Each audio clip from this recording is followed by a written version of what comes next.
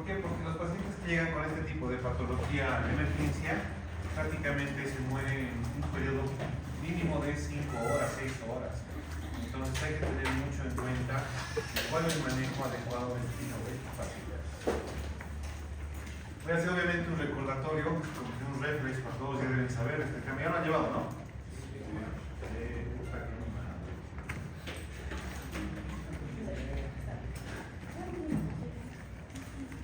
Vamos a ver si me responden, si han llevado. Más que todo vamos a hacer énfasis en lo que es hemorragia digestiva alta, más que la baja. Espérense, por favor. Pónganme mano, entonces veamos. Hemorragia digestiva alta, la definición creo que ya está por demás, ¿no? Ángulo de Treitz, los que nos delimita arriba abajo, ¿no? Alta de baja, todo bien. Hasta ahí no hay donde perderse, ese es el ligamento de Treitz que nos va a delimitar esa zona y esa región como tal. Epidemiológicamente hablando, obviamente vamos a ver que de 50 a 150 mil por cada 100.000 habitantes la incidencia como tal, estas son cifras de Latinoamérica como tal, y una incidencia del 4% de la mortalidad, un HDA de un origen no varicoso y varicoso. Me imagino que ahorita vamos a abordar la clasificación y van a entender un poco mejor. Relación hombres-mujeres 2 a 1, me imagino que por los hábitos asociados y algunas comorbilidades como tal. En la etiología vamos a ver que lo típico van a ser las úlceras gástricas pépticas, producidas ya vamos a ver etiológicamente por diversos tipos de agentes. En este caso principalmente junto a la causa número 4 que es los AINES, alcoholismo y el Helicobacter pylori. 2, las varices esofágicas y gástricas, que ya las deben conocer. El síndrome de Mayo-Weiss, enfermedad de Durafoy. ¿Qué es la enfermedad de Durafoy? ¿Quién ha llevado esto? Es una úlcera de tipo hospital. No es una úlcera. Es una alteración congénita en la cual los vasos sanguíneos como tal tienen una alteración y son de más calibre, y por ende como son de más calibre su túnica o lo demás es más lábil y se puede llegar a romper. Así que ya que me respondan todas las pinches clases, ¿no? ¡Curi! Basta. No me quiere ver. No puedo contar desde la clase. O la mental. Como soy muy alejada, también soy muy hija de no me provoque. Es correcto. Es una enfermedad la cual es una malformación arteriovenosa, ¿no? También causa compañía. Y otras causas que vamos a ver. Como les digo, esto es brevemente un recordatorio. Y entre las otras causas, las más comunes están la esofagitis, las angiodisplasias, como procesos tumorales, etc. Y los PUs, procesos cancerígenos y demás, que obviamente son hemangioformadores, ¿no? O son angioformadores de vasos nuevos, como tal, indica eso, ¿no? ¿Cómo vamos a clasificar a la hemorragia digestiva alta? Las han debido ver ustedes como hemorragia digestiva alta, varicosa y no varicosa, imagino, ¿no? No. ¿Así las han clasificado? No.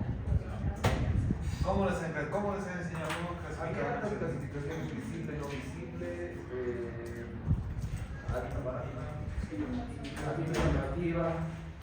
Hemodinámicamente estable y constante. Ustedes ni poca cosa, ¿no? Ya, no importa.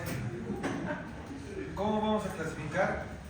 En el sentido que nos sirva prácticamente, incluso para no hacer un mal abordaje, me voy a explicar en el tratamiento.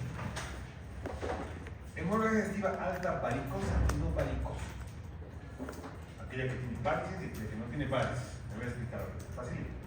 En la no varicosa vamos a englomerar todo lo que es lesiones netamente de la mucosa y demás que no conlleven una alteración arterial, venosa, etcétera, como las varices, ¿no? Úlcera péptica de un 30-50%, Mayo-Weiss, una gastropatía erosiva, esofagitis, neoplasias en 1-2% y las angiodisplasias que quien suerte conmigo de la forma. A ver, todo bien. En las varicosas, miren la incidencia, en la varicosa, la no varicosa, perdón, puede ser hasta un 50% y en la otra en un 25 a 30%, ¿no? Causa el 80% de las hemorragias digestivas en los pacientes. 30% de mortalidad por episodio complicado. No va a ser lo mismo tratar una úlcera sangrante que tratar una varice sangrante en el esófago o en el estómago, digamos. Va a ser más complicado. Entonces vamos a ver que tienen incluso el índice de resangrado, son más complicadas, por eso el tratamiento tiene que ser netamente incluso terapéutico endoscópico, lo vamos a ver más adelante, ¿no? Pero el manejo de emergencia tiene que ser netamente eso.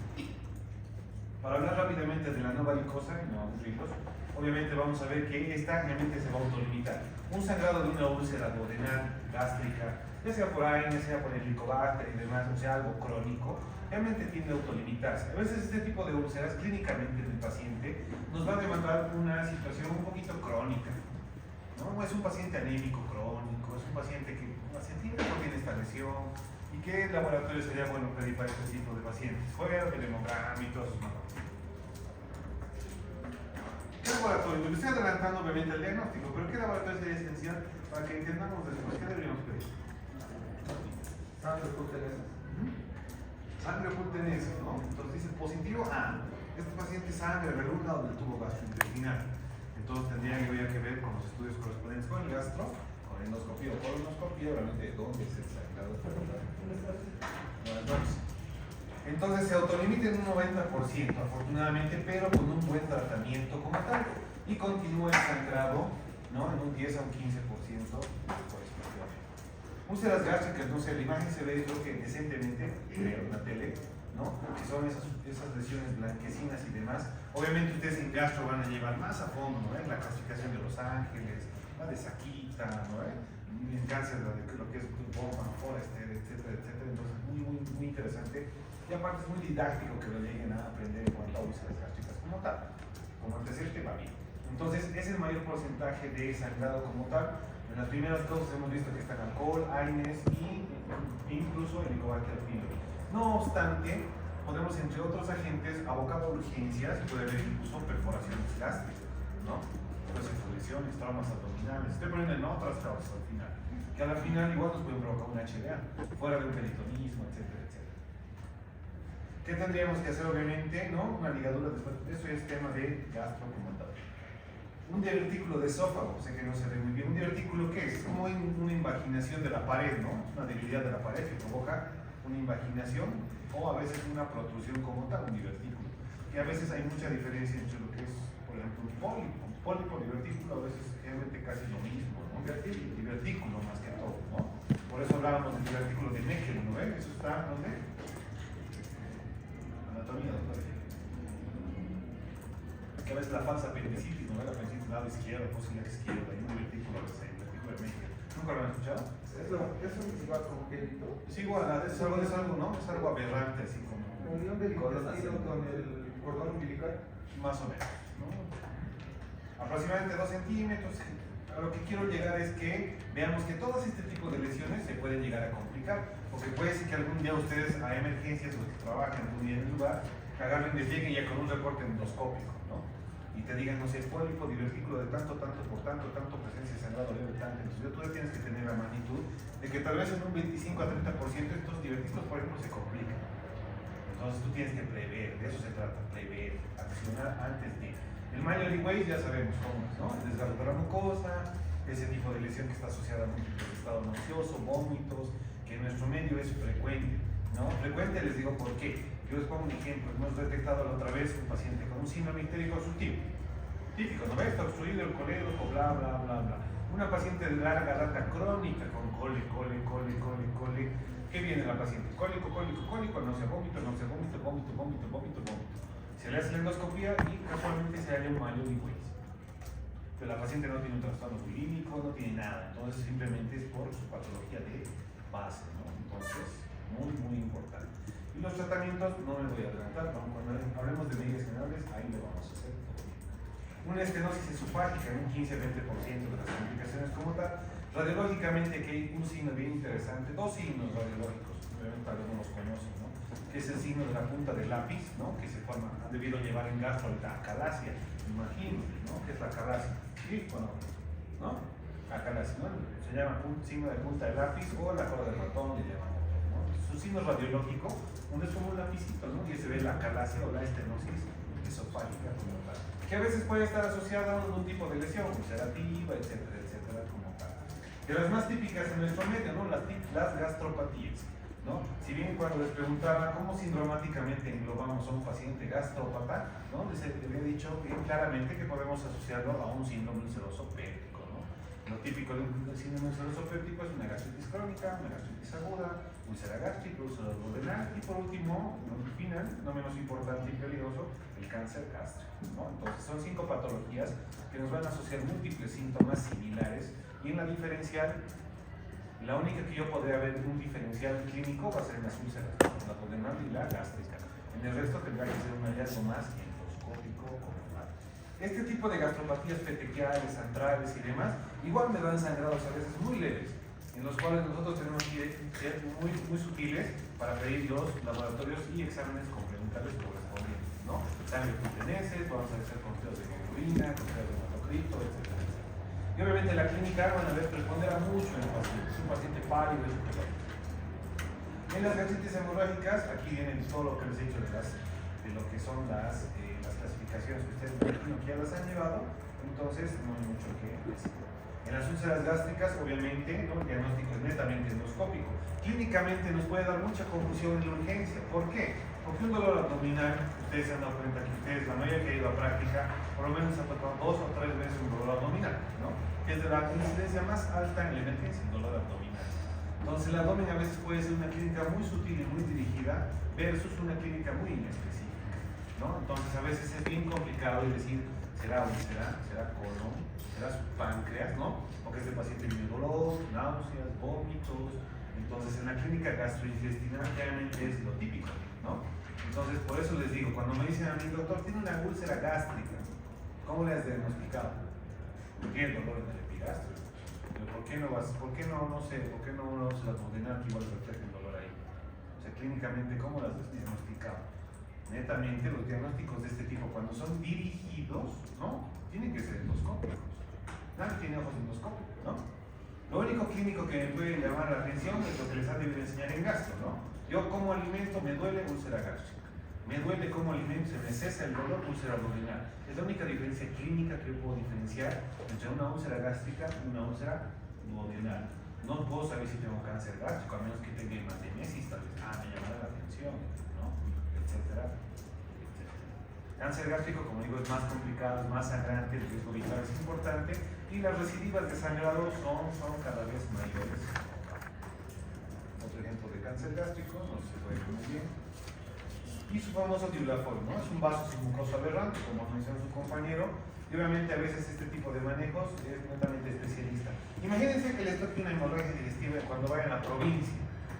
Complicado, ¿no? O sea, ¿qué pueden decir ahí? No somos gastros, no tenemos nada. Tenemos que darle medidas generales que ahorita vamos a charlar cuáles van a ser las medidas generales. Un pólipo ulcerado, múltiples pólipos a veces en la vía biliar y demás, entonces hay que tener mucho en cuenta que igual pueden tener grados de complicación.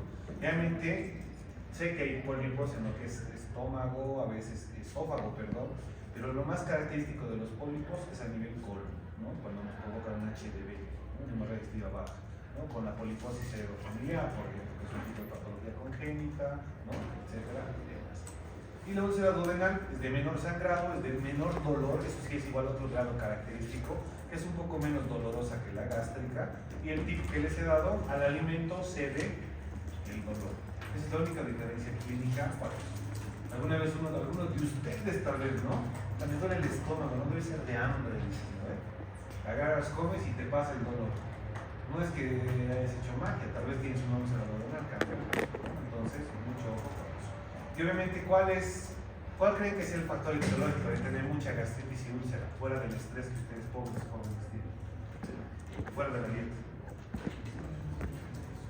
¿Para gastritis? ¿Cuáles son los factores desencadenantes en nuestra vida? Y que ustedes hacen para una gastritis. ¿Alcohol? No. Lo que ustedes hacen todos los días, me imagino, la mayoría. El ayuno, no comer. El ayuno, o sea, los que ayunan están jodidos, ¿no? O sea, tenemos ese riesgo de gastritis, ¿no? Ni desayuno ni almuerzo, ¿no? Está jodido, gastritis. Ni modo.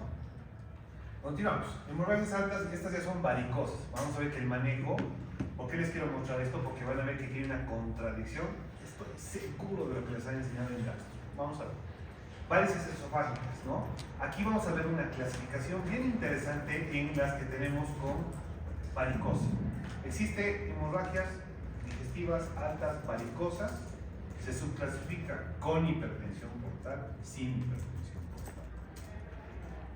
medio que parece que no han escuchado eso, ¿no? Sí, ¿Sí? ¿Han escuchado?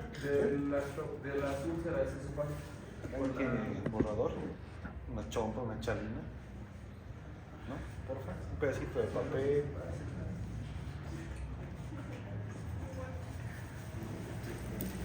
Gracias.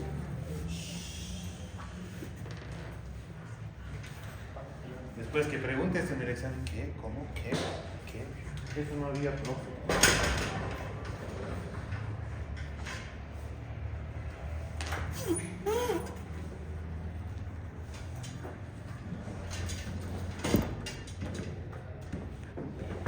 Entonces, para hablarlo rápidamente, como les decía, aquí tengo una HbA varicosa, les he dicho que hay con hipertensión portal y sin hipertensión portal. ¿Qué informa el sistema porta? La vena porta. La vena porta te voy a dar. Después, mesentérica, ¿qué? Superior, ¿qué más? Esplénica y las dos mesentéricas, pues, superior, inferior y la esplénica. 3 venas, ¿no? Etcétera. Entonces digo, doctor, ¿pero a mí qué me importa? ¿Por qué tengo que saber si es con hipertensión portal, sin hipertensión portal? ¿Qué me importa? Importa pues campeón, porque vamos a ver que algunas patologías te pueden dar un HDA. ¿Qué se les viene a la mente con hipertensión portal? Aumento de la presión a nivel de venas del sistema porta, ¿ok? Listo, ¿hasta ahí? Amén, todos bien. ¿Qué patologías le pueden conllevar eso? A ver, entonces pone hipertensión portal, cirrosis hepática, ¿qué más? No creo.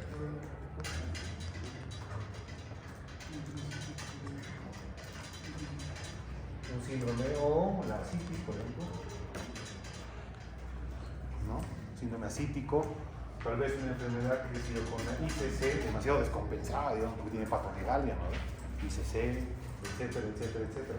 Y sin hipertensión portal, obviamente todas esas patologías propias del hígado que no me van a provocar alteración hemodinámica o a nivel de los vasos como tal. Incluso aquí en el medio está que sea hepático. Si bien tengo un cáncer como tal, pero no tengo una alteración que me conlleve una falla como tal. Entonces, a raíz de eso, ¿qué tengo que ver? ¿No? Paciente masculino, ingreso, emergencias, blas, obeso, datos de cirrosis hepática y demás. En las últimas 12 horas ha presentado 5 vómitos con hematemesis. Y vos dices, no, pues es por lo que diarrea, o debe tener úlceras. Y aquí me voy al dato de que es cirrótico. Entonces yo tengo, lo primero que tiene que venir a mi mente, ya, es un HDA, obvio, pero tiene que ser varicosa tal vez un 80% y puede ser con hipertensión portal, entonces, mucho ojo con tal. Ahorita vamos a hablar de laboratorios y cómo diferenciamos laboratorialmente con hipertensión portal y sin hipertensión portal. Y es por eso que dice ahí, ¿no? Con hipertensión portal, sin hipertensión portal. Obviamente los diagnósticos son totalmente endoscópicos. Y el tratamiento igual debería ser terapéutico endoscópico. Esto como el tratamiento dirigido. Ahorita vamos a hablar del tratamiento de emergencias como tal. Varices gástricas, para que vean, ¿no? Han debido ver así fotitos, ¿no? En gastro. ¿Vale? Entonces ya es como que no quiero ser muy redundante. Clínica, vamos a ir al grano, ¿no? Anemia, melena, hematemesis, listo. Es lo que ustedes tienen que buscar en un paciente con HDA, que ya deben saber. La anemia ya les he dicho, ¿no? Que puede estar asociada a pérdidas crónicas o en un grado severo, en una anemia aguda, ¿no? Aguda por pérdida masiva de volumen, como tal. La melena es lo típico y característico que ustedes siempre tienen que preguntar, y en el examen físico, cuando veamos, es obligatorio hacer tacto rectal, sí o sí, ¿no? Por más de que no te agrade la idea, etcétera, tienen que hacer tacto rectal.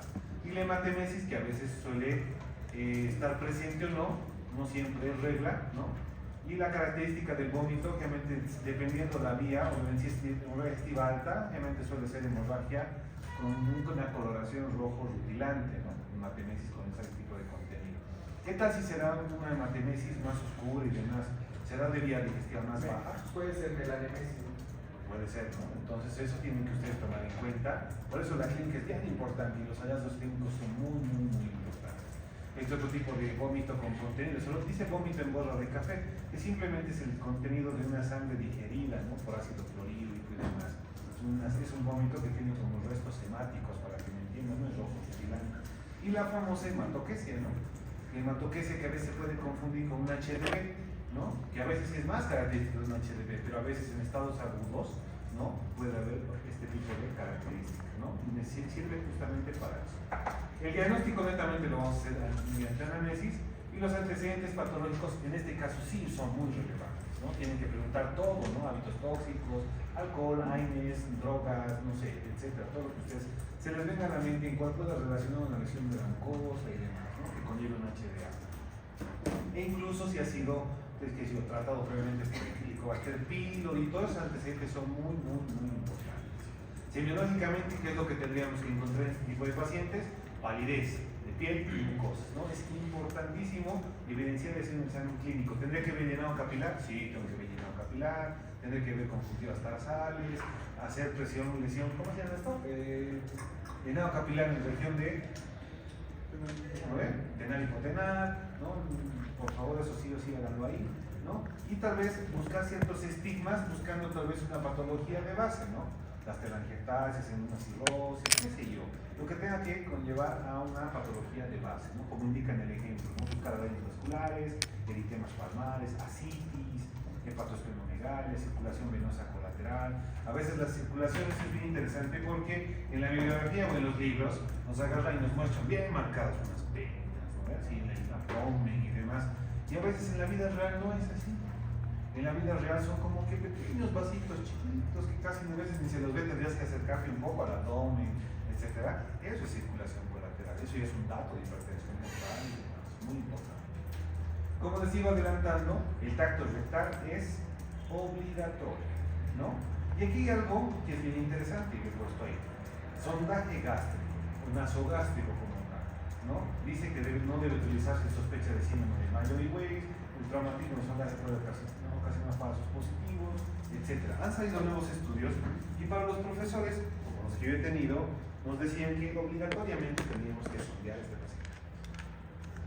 Nos decían HDA, sondaje nasogástrico, ¿no? Y tal vez así les han enseñado. Pero les han dicho, hay que sondear al paciente. ¿Por qué? Porque en la antigüedad, a veces como no teníamos hemostáticos para usar, ¿qué hacían ellos? Agarraban y pasaban bolos de agua fría. ¿Para qué? Hacer vasoconstricción y que el vaso deje de sangrar. En teoría, físicamente, como un elemento físico, tiene lógica, podría funcionar. Pero tú no sabes si tiene varices, si tiene náusea, un pólipo, no sé, un divertículo. ¿Qué tal si con la zona de garras te cargas otra vena más, te cargas otra varices más y aumentas el sangrado? Entonces, en los últimos días, por lo menos en la última que he leído de gastro, decía que está contraindicado el sondaje nasogástrico, a menos que tengas un estudio previo donde indique que ese paciente no tiene nada de varices y pueda sospecharse solamente, tal vez netamente de una varices esofágica, de una úlcera gástrica, etcétera. Entonces, por consejo y por experiencia, de emergencia, no está muy indicado el sondaje nasogástrico. Enemas. A veces es útil los enemas, sí, más que todo para un manejo diagnóstico, porque a veces el paciente te dice, doctor, no sé, he tenido 4 o 5 deposiciones melénicas, caca negra, te dice, ¿no? Vos vas al tacto rectal, vacía la ampolla rectal. Es porque ya evacuado, porque el paciente tampoco está comiendo, ¿se dan cuenta? No está comiendo porque no tiene buena tránsito intestinal, tiene mala tolerancia, tal vez tiene matemesis, vómitos, entonces tampoco el paciente te va a comer. Entonces, ¿qué tal vez podemos hacer? Hacer un enema para ver si realmente puede ser positivo en la eliminación, ¿no? Porque el enema, ¿qué es? Líquido, prácticamente, ¿no? A lo mucho que vaselina, glicerina, lo que ustedes quieran. Entonces es igual útil a veces para el manejo del diagnóstico para una HDA. Esto es bien importante, y esto quisiera que se lo graben algún día en su vida, que no solamente es para una HDA, no es solamente para un HDV, sino simboliza todo lo que es un resumen de una evaluación hemodinámica en un paciente con datos de pérdida, en este caso. ¿Qué parámetros nos va a llevar? Tensión arterial, frecuencia cardíaca, una PVC que casi. Eso es un monitoreo continuo invasivo. El ritmo diurético, estado de conciencia, porcentaje de sangrado, y una asimilación, un emparejamiento más o menos con los ml de según P. Si nosotros jugamos Yo ahorita les pongo un caso clínico. Es un paciente X, masculino X de, no sé, 50 años, una presión arterial de 70-80, frecuencia cardíaca de 130, tiene un estado ligúrico, Glasgow de 11 sobre 15. ¿Cuánto de sangrado aproximadamente habrá perdido?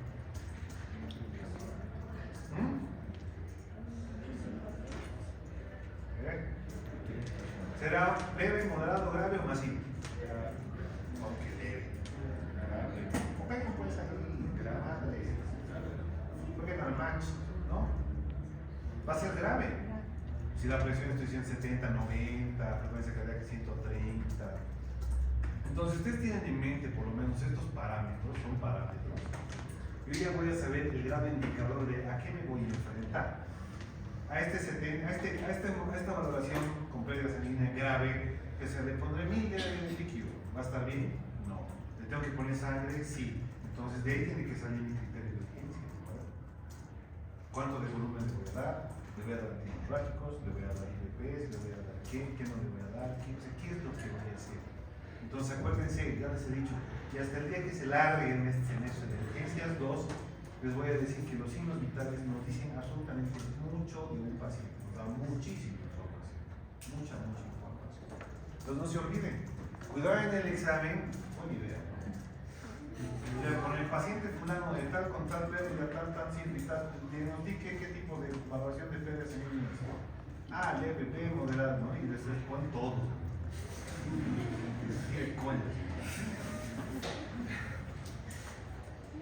En fin, esto solamente es para su conocimiento, se los voy a dejar en las diapos, obviamente, ¿no? Que son las clasificaciones que les venía diciendo, que ya las deben conocer, ¿no? La de Forest, aquí está la de Russell, que es bonita, que es modificada, ¿no? Aquí están algunas imágenes de lo que es Forest, ¿no? En el famoso, en inglés, en las siglas está como que A, ¿cómo es?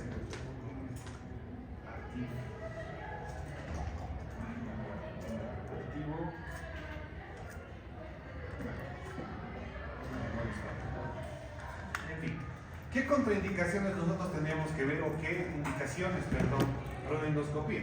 Tú estás en una emergencia y demás, ¿y qué le dices al familiar o al paciente? Señor, le cuento que su familia necesita una endoscopía. Es lo primero que ustedes hacen, ¿no? Una vez les ha tocado a algunos, ¿qué me ponen en su bitácora al final? ¿No ven? Valoración por gastro, endoscopía digestiva alta, pero a todos se les pide endoscopía. O sea, ¿qué cosas tengo que saber en una emergencia que voy a pedir y no voy a pedir? Entonces, en las relativas contraindicaciones, doctores, contraindicaciones. Insuficiencia respiratoria grave, no creo que quiera solucionar el estómago, lo gástrico antes de lo respiratorio, ¿no? ¿Qué tal si tiene una pérdida masiva y está con gasping y está choqueándose y el paciente se va a morir? Se va a morir más rápido en el camino a la endoscopia que en lo que puede resolver insuficiencia respiratoria. Cardiopatías graves, coagulopatías importantes, por eso entonces, ¿qué pediré en el laboratorio? Hepatograma, tiempos de coagulación, ¿no? Tiempos de sangría, etcétera. Cirugía en la región cervical, pues, muy mala suerte si la tiene, ¿no? Y faltas de colaboración. Y en las absolutas, un shock no compensado. A este paciente lo primero que tenemos que tratar de hacer es compensarlo. No podemos agarrar y manejarlo de una, ¿no? Como si fuera a ser solamente un paciente gastrópata. Ah, es un HDA. Listo, entonces ponle omeprazolcito, etcétera. El doctor está con presión de 50-30. No, pero ponle omeprazol y ponle 90. Entonces yo primero tengo que revertir el estado general del paciente. Si no puedo revertir el estado general del paciente, de nada sirve que te sepas el esquema de manejo del IVP y demás, si no va a funcionar, si te va a morir por un shock esofágico. Angina inestable, aneurisma disecante de aorta, muy mala suerte, y una perforación como tal, que es un tratamiento netamente quirúrgico. ¿Qué complicaciones pueden esperar? Porque nosotros, yo les cuento, a veces a la emergencia llegan estos pacientes, a veces logramos mandarlos a una endoscopía y esos pacientes vuelven de la endoscopía, ¿no? Entonces tenemos que tener también expectación, tenemos que ser expectantes, acerca de posibles complicaciones de una endoscopía. Existen complicaciones menores y complicaciones mayores. En las menores, todas las descritas ahí, desde un espasmo de glotis por una mala técnica tal vez, un edema de glotis, un traumatismo dental o mandibular que sería muy torpe el gastro, no creo que suceda, o una lesión asociada a un síndrome de Mayo. Y en las mayores, perforación digestiva, muy complicado, ¿no? Ha habido alguna vez, ¿no? Úlceras gástricas sangrantes que tratan de hacer endoscópica terapéutica, ¿no? Ya sea por medicamentos o electrofluoración, y a veces suelen lesionar más el estómago y suelen perforar. ¿Qué hacemos ese rato? Quirófano, ¿no? Ni modo, ¿no? Pero bueno, eso ya no es nuestro asunto. Otro tipo de manejo que nosotros podríamos solicitar, si es que no tuviéramos una endoscopía a la mano, son las exploraciones diagnósticas mediante radiología, ¿no? El famoso esófago varietado, como tal. Las voy a botar a todos. No estaban bien con el paro, las voy a botar. Arteriografía selectiva del tronco celíaco, que esto es un bloqueo netamente, ¿no? Es ante una sospecha, por ejemplo, aquí nos sirve mucho para lo que es Vibrafoy, nos sirve mucho para lo que son cierto tipo de hemorragias activas, entonces lo van a valorar de esa manera. Y este tipo de manejo, que realmente obviamente es para su conocimiento, los radioisótopos y la laparotomía, que es netamente quirúrgica en un grado de urgencia máxima. Hablando de laboratorios, ¿qué es lo que debemos encontrar? En una fase aguda, un descenso del hematocrito con la hemoglobina. Siempre acuérdense que el manejo es de 3 a 1, ¿no? Perdón, el rango es de 3 a 1, ¿no? 1 de hemoglobina, 3 de hematocrito, ¿no? Si yo tengo 8 de hemoglobina, yo voy a esperar que mi hematocrito sea 24 o 25% aproximadamente. Y lo mismo pasa en un paquete. Si le colocas un paquete de sangre, ¿cuánto tienes? Por lo menos 1,5 puntos, dice, ¿no? La literatura, 1 punto. Entonces tienes que ver esa variable. En ocasiones, y esto es un dato clínico, y es un dato clínico bien basado en la evidencia, ¿en qué sentido? Hemorragia digestiva alta, un paciente con un cuadro aproximadamente de más de 6 horas de evolución con HDA. Ustedes le toman el laboratorio, te va a salir hemograma con hemoglobina de 11, te va a salir con glóbulos blancos de 14.000 y glóbulos rojos de 11.000. Perdón, de 4 millones. Listo. Vos dices, súper, está compensado mi paciente. Mi paciente está con buena hemoglobina, ¿no? Pero, tiene leucocitosis. Entonces, ¿qué hago? Dices, no, se ve infeccioso. Y ahí te empiezas. Ahí es la primera confusión que uno tiene que bloquear. Ese paciente está en estado de hemoconcentración. El cuerpo está tratando de agarrar y tratando de retener todo para que el paciente no tenga mucha pérdida. Por eso viene la oligoanuria. ¿Cómo se explica la oligoanuria en un paciente de este tipo? Sabemos, ¿no? En el shock. ¿Por qué? Porque el cuerpo trata de retener todos los líquidos, sangre, etcétera. Y entonces, a lo que me voy, tú le haces una prueba al paciente a las 2 horas y está con hemoglobina de 4 y todos los valores hematométricos han disminuido. Y vos dices, pero ¿por qué si estaba en 11 mi hemoglobina? ¿Y ahora qué hago? Es porque estaba en un estado de hemoconcentración. Por eso, muchachos, nunca se basen solamente en su labo de ingreso. Hay que hacerle un labo de control por lo menos a las 2 horas. Con mayor razón si le ha repuesto líquidos, porque también ya saben, ¿no ve? Si le cargo de líquidos lo voy a hemodiluir y voy a aumentar el sangrado. Entonces, mucho ojo también con esto, ¿no? Tengo que pedir tal vez un control solamente de hematocrito y hemoglobina y también si uso hemoderivados como tal. La creatinina sérica a veces puede elevarse, nuevamente porque esto puede conllevar un fracaso renal agudo, ¿no? Eso es lógico. Porque es un tipo de insuficiencia, fracaso renal agudo, insuficiencia de tipo prerrenal, ¿no? Que eso lo van a llevar en tiempo, me imagino, como tal, ¿no? Que es por falta de aporte de volumen sanguíneo y demás. ¿Qué más nosotros solicitaríamos? Lo que les he dicho, ¿no? Tendríamos que descartar, pero solamente hemograma, doctor, y demás. Tenemos que descartar si tenemos hepatopatías de base, coagulogramas, grupo sanguíneo, ¿no? Todo lo que es ese tipo de elementos laboratoriales que nos van a ayudar un poquito en el sostén de nuestro diagnóstico. Ahora, nuestros factores de riesgo y pronóstico en la emergencia van a ser que, principalmente, hay un riesgo escaso y hay un riesgo moderado y hay un riesgo alto. En un riesgo escaso, ¿no? Realmente el paciente suele haber una buena resolución y una buena respuesta ante el tratamiento de urgencias como tal. Generalmente no están asociados a una patología de base. No es lo mismo tratar un HDA de un AINE versus un HDA de un AINE siendo cirrótico, digamos, ¿no? O siendo un CA hepático, qué sé yo, no sé, cualquier ejemplo. Es bien complicado. Un riesgo moderado ya va a ser, pues tienen un poco más de comorbilidades, ya van a tener cierto tipo de patologías de base como una ICC compensada, o en este caso, sí, compensada, ¿no? Una hepatopatía de base tratada tal vez, ¿no? Pero igual es un factor de riesgo de tipo moderado. Y del riesgo moderado, del riesgo alto, ¿no? Tenemos que ver ya patologías que van a conllevar a que este tal vez tratamiento que yo haga va a llegar al fracaso. Una insuficiencia renal crónica, una ICC descompensada, un infarto coadyuvante, etcétera, etcétera, como tal. Esta escalita es una escala pronóstica, es el índice de Rocard, ¿no? Solamente para su conocimiento, no va a entrar al examen, ni se estresen, leer, solamente es para que ustedes lo conozcan, me entiendan. Es una escala pronóstica. Obviamente que me va a dar datos de justamente lo que hemos hablado. Si hay un riesgo bajo, si hay un riesgo intermedio, si hay un riesgo alto, y si realmente tengo un porcentaje de recidiva en los sangrados y cuánto va a llevar o a subir mi morbimortalidad según los casos probados. Esto es como les digo, el manejo. Ahora, entramos a lo grosso y con esto lo final. Manejo de urgencias. Lo típico que hemos ido viendo, ¿no? En este caso, lo que tenemos que tratar más que intervención, ¿no? 2, control de signos, sí, está bien. Pero aquí tenemos que tener en cuenta que este paciente tenemos que tratarlo, ¿no? Lo más antes posible, como tal. Hemos diagnosticado la HDA súper bien, ya es melena, ya listo, hematemesis. No sabemos qué es varicoso o no varicoso, entonces tenemos que empezar a hacer las medidas como tal. Si un paciente nos llega con un dato, han visto, de las pérdidas hemáticas, a todo ese tipo de componentes que es la presión arterial, que es la tensión, bla, bla, bla, lo que le falta ahí es la frecuencia respiratoria. También alteración de la frecuencia respiratoria. Porque si estás en un estado entrando casi a choque, ¿no? Tu cuerpo trata de compensar de cualquier forma, ¿no? Incluso en la clínica hay una taquicardia. Medidas generales, signos vitales, monitorización multiparamétrica obligatoria en estos pacientes. Sí o sí tiene que estar monitorizado, perdón. Oxigenoterapia se amerita. El paciente puede estar taquipnizándote 30 ciclos por minuto.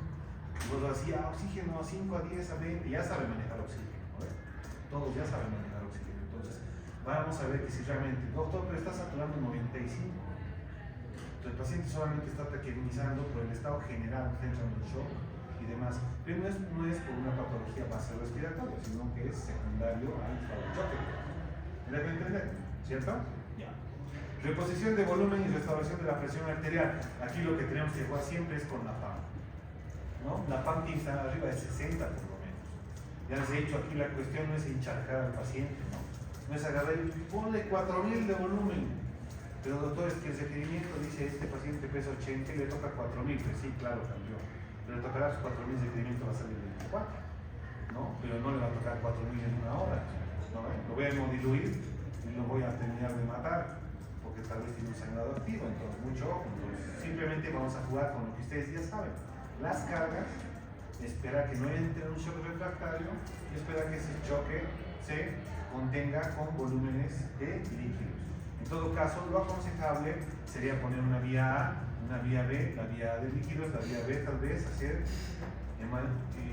componentes como sangre, etcétera, etcétera, etcétera, ¿no? Deberíamos tener ese tipo de vías. Ahorita voy a anotar en la pizarra, ¿no?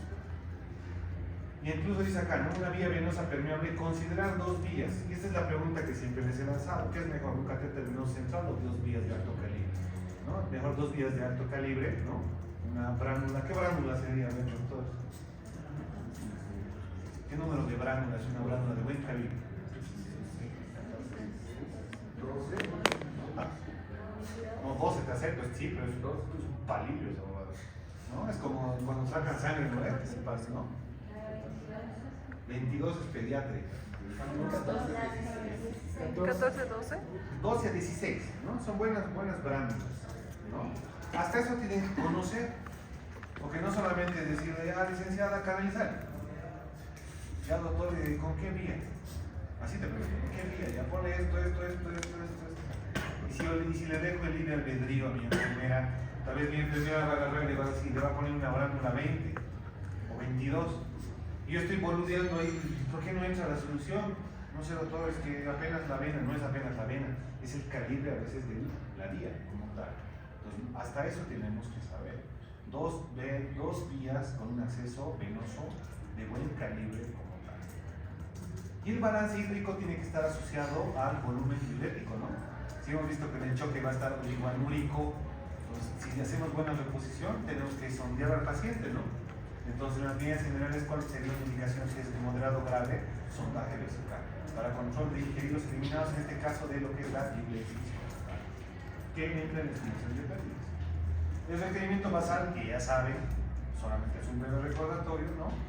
En las soluciones, como tal. Y lo que dice Na no es sodio, por si acaso, es la noradrenalina, ¿no? Ya la conocen, cómo se diluye en una solución fisiológica y se da por una bomba infusora con. Y este es el tratamiento que no les dan en gastro. Este es el tratamiento de urgencias que nosotros tenemos que saber ante un H2. En este caso, ¿qué será más indicado? ¿Un H2 o un IBP? En este caso, IBP de ley. ¿Por qué no un H2? Igual me ayuda, dicen algunos, pero ¿por qué IBP y no H2? ¿Por qué? En palabras sencillas. ¿Por qué uso omeprazol y no ranitidina?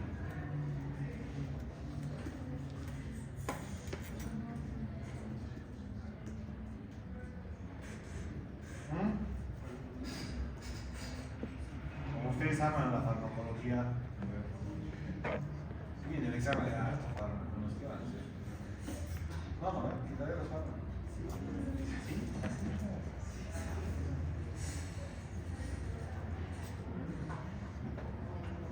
Ya pues, muchachos, ¿qué idea se les viene a la mente?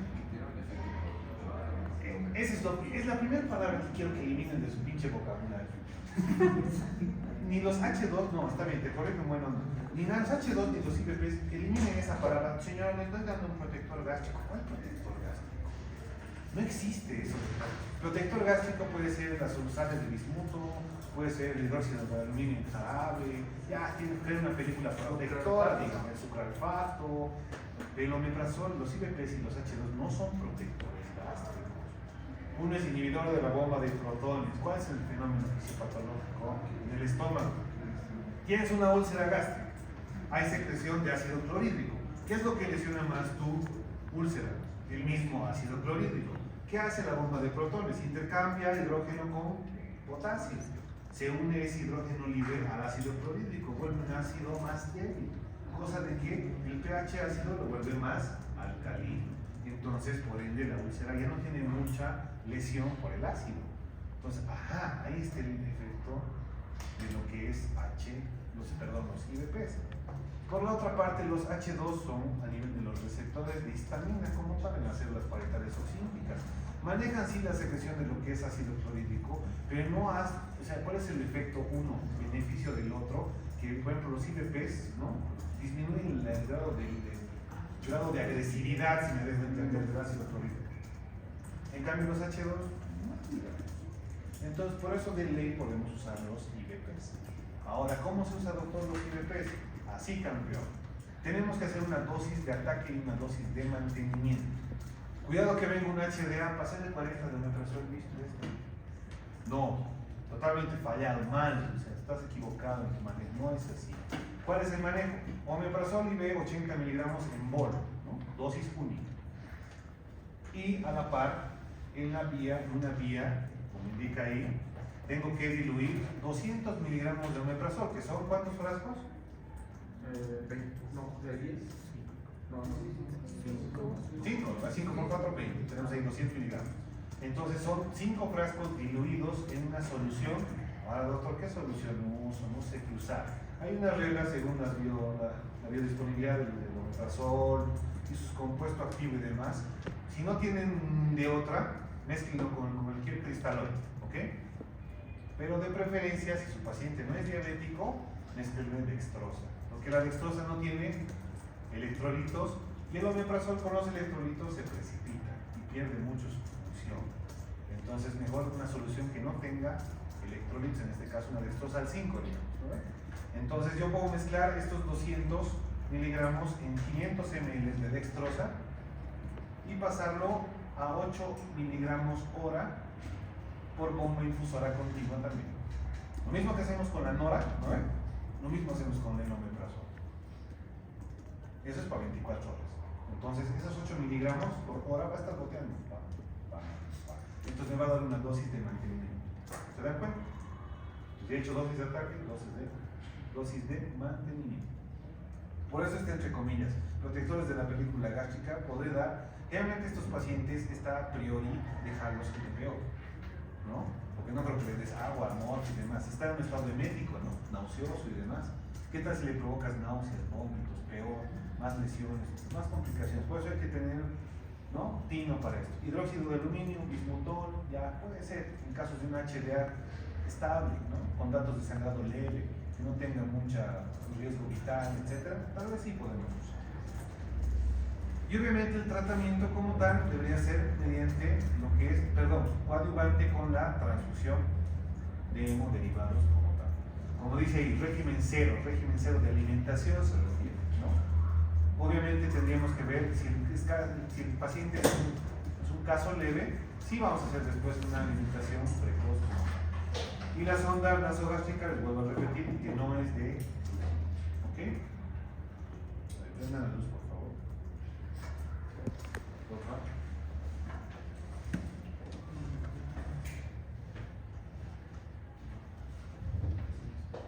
Gracias.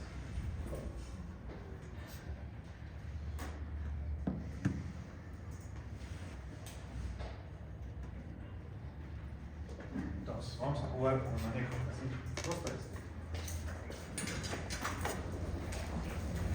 A veces pregunta de examen, ya les estoy dando la respuesta, ¿no? No me pongo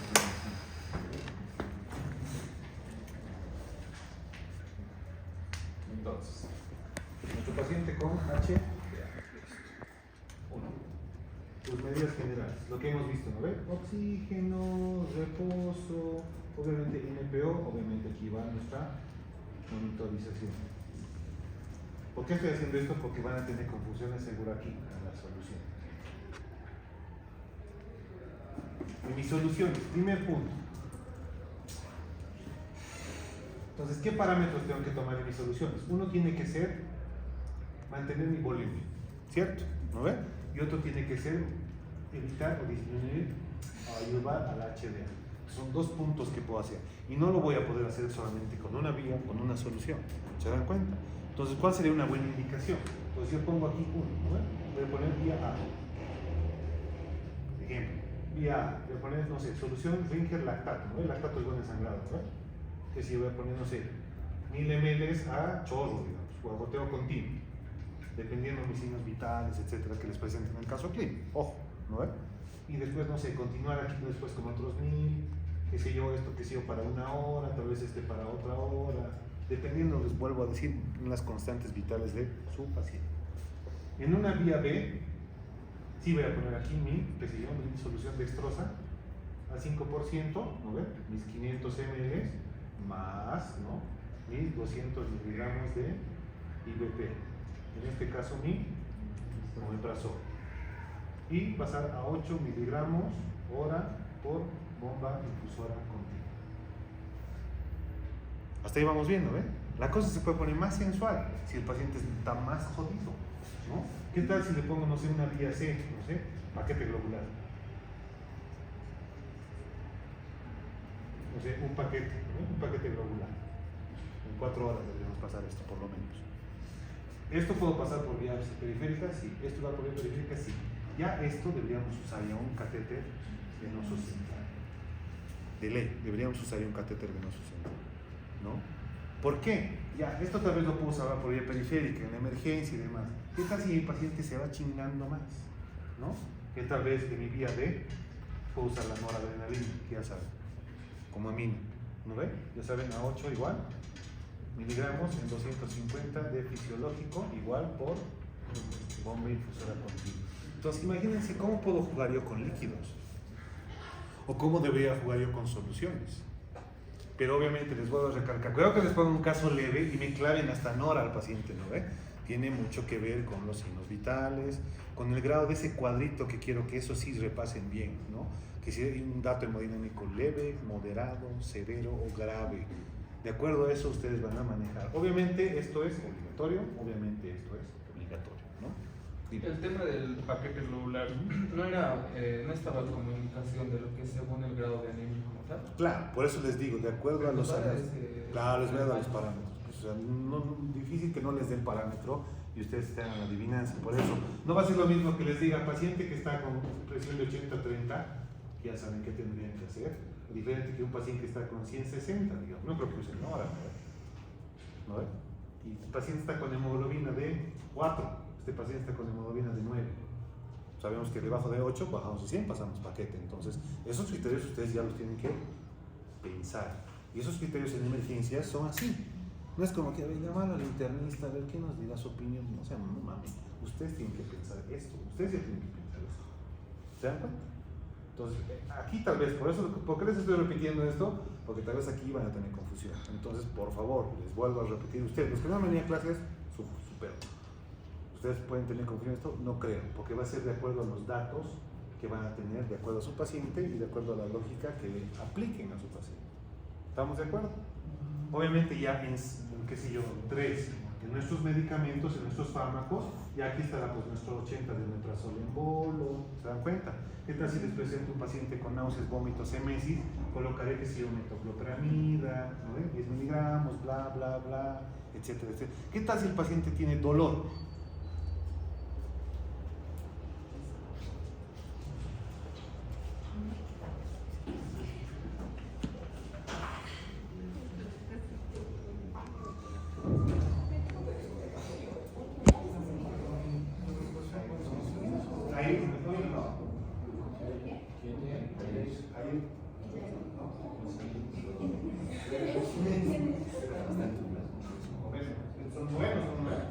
Sí, este es el curso, pero no ha venido. No ha venido, ¿verdad? No ha venido. Son 90, gracias,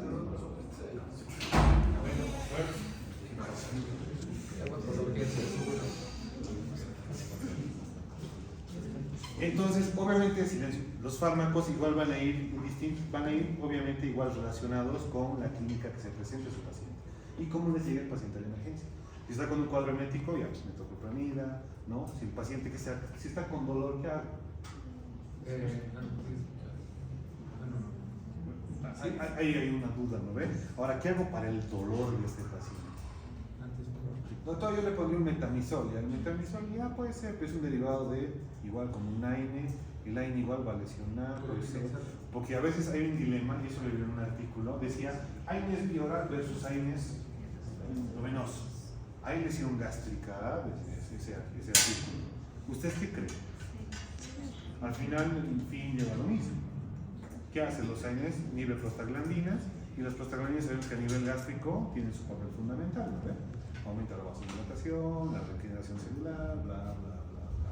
Entonces, si es un dolor de un tipo muy severo, usaré AINES, riesgo-beneficio si es que no tuvieran otra opción, ¿no? Tal vez aquí ya podría usar tramadol, digamos. El que aman ustedes, ¿no? Tramadol para todo. Tal vez tramadol podría usar, ¿ok? Ya, si es un dolor incluso, pero ojo, si es un dolor moderado severo, ¿no? Si no, como ha dicho su compañero, igual puedo usar antiespasmódicos. Entonces aquí puedo usar butilbromuro, ¿no ve? Puedo usar clonicinato de lisina, lo que ustedes digan, ¿no? Propinoxato y antiespasmódico que ustedes digan. En los labos, en los complementarios, ya saben, ¿no ve? Laboratorialmente, hemograma, bla, bla, hemos visto química sanguínea, hepatograma, grupo sanguíneo, no se olviden, porque si voy a reponer sangre, ¿no? Grupo sanguíneo, etcétera y demás. ¿Qué otros laboratorios? Hepatograma, glicemia, creatinina, ojo, glicemia. Y aquí obviamente la creatinina, lo mismo que les he dicho, la creatinina tiene que estar casada con el nitrógeno ureico para ver las fallas renales, por favor. Y en los complementarios, ecografía, ni al caso. Electrocardiograma, ya puede ser electro. ¿Por qué electro? A ver, electro. ¿Por qué justificarías un electro?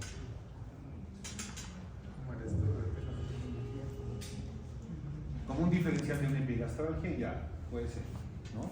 Un infarto agudo de cara posterior en una epigastralgia severa, porque a veces puede empezar así. ¿Qué tal si les digo a un paciente, no sé, jovenzuelo, 40 años, 30 años, que para el grupo etario es joven, digamos, ¿no? Con una epigastralgia severa en el grupo de práctica, se los he dicho, ¿no ve?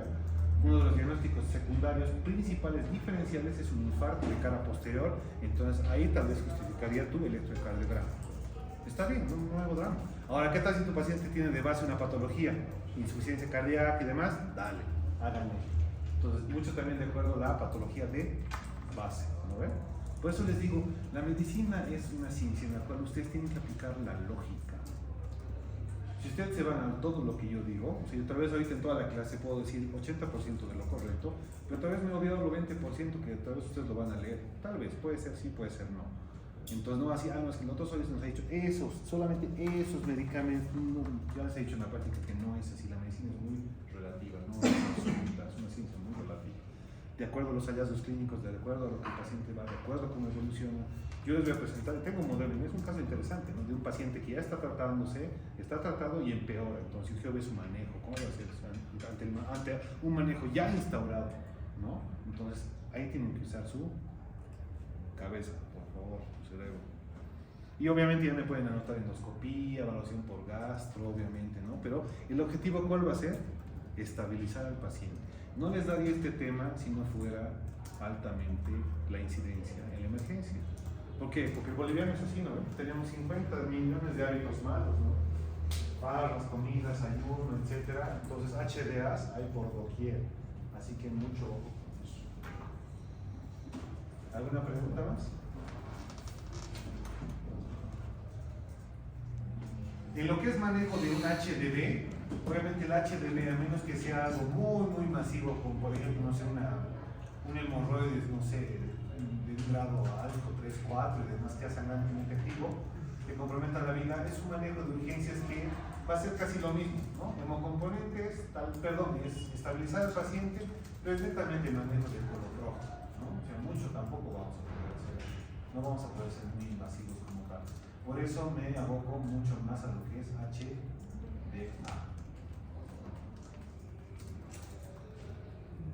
Eso es todo, muchachos.